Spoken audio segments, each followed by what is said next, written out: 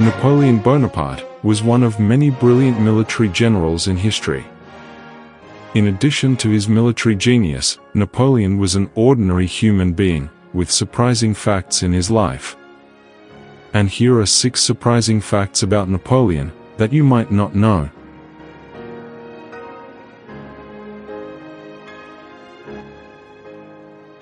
The Louisiana Purchase Treaty, in 1803, was a land deal between the United States and France, where the U.S. acquired 827,000 square miles of land along the Mississippi River for $15 million. Initially, the Louisiana Territory belonged to France, but in 1762, under the Fontainebleau Agreement, France ceded the Louisiana Territory to Spain. However, in the early 1800s, the territory was returned to France, which was then under the leadership of Napoleon. During that time, France was experiencing economic pressures due to the ongoing wars in Europe. France needed substantial funds to finance these wars, and the distant Louisiana Territory became difficult to manage. At the same time, the United States was expanding westward. President Thomas Jefferson saw significant potential in the Louisiana Territory for national expansion. Initially, President Jefferson only wanted to purchase the city of New Orleans for $10 million from France. However, France had a different perspective. Instead, France offered the entire Louisiana Territory to the U.S. for $15 million.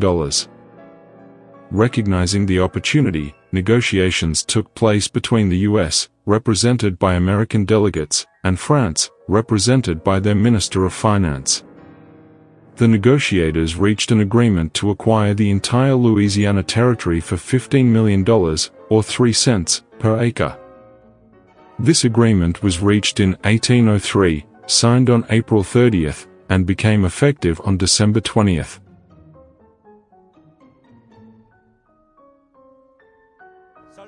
Although known as a ruthless military general, Napoleon surprisingly had an interesting artistic side.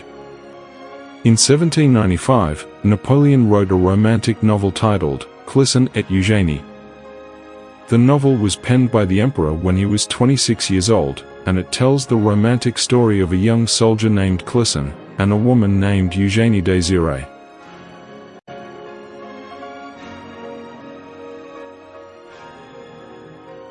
Napoleon was born in Corsica, a famous island known for its eerie superstitions. Although Napoleon didn't believe in magic, he was rather susceptible to superstitions. He considered certain incidents as omens. During the Italian campaign from 1796 to 1797, he carried a miniature portrait of his wife, Josephine. At one point, the glass covering the portrait accidentally broke. Upon seeing this, Napoleon's face turned pale with fear, and he believed it to be a sign of his wife falling seriously ill or being unfaithful. Additionally, Napoleon also believed that he was guided by a lucky star. When returning from the siege of Danzig in 1806, General Rapp was told by the emperor that he was always guided by his lucky star. Napoleon believed that this lucky star always accompanied and watched over the great moments of his life.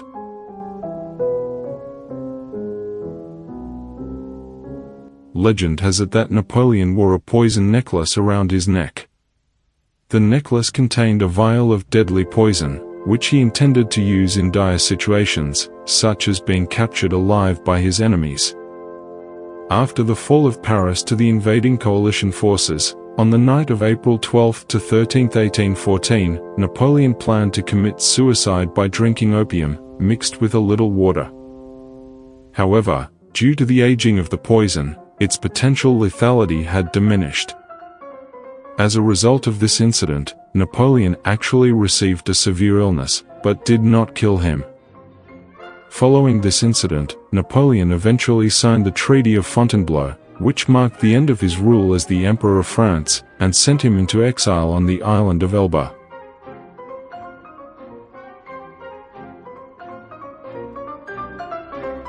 As an emperor, Napoleon liked to disguise himself as a commoner, or a shabbily dressed person.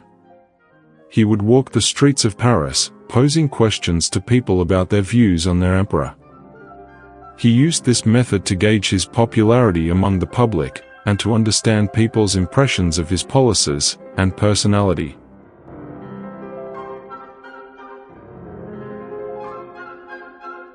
One of the unique habits of General Napoleon during his campaigns was carrying a personal library. Napoleon was known for his strong interest in building the best portable library to accompany him in military campaigns. According to his classmate and secretary, Louis Brienne, Napoleon had been an avid reader from a young age. He extensively read classical philosophical works such as Machiavelli's The Prince, Montaigne's Essays, Plato's Republic, and many more. He also studied military tactics by reading books during his time at the military school in Brienne. Even when he was exiled to St. Helena after his defeat at the Battle of Waterloo in 1815, Napoleon brought along 400 books to keep himself occupied.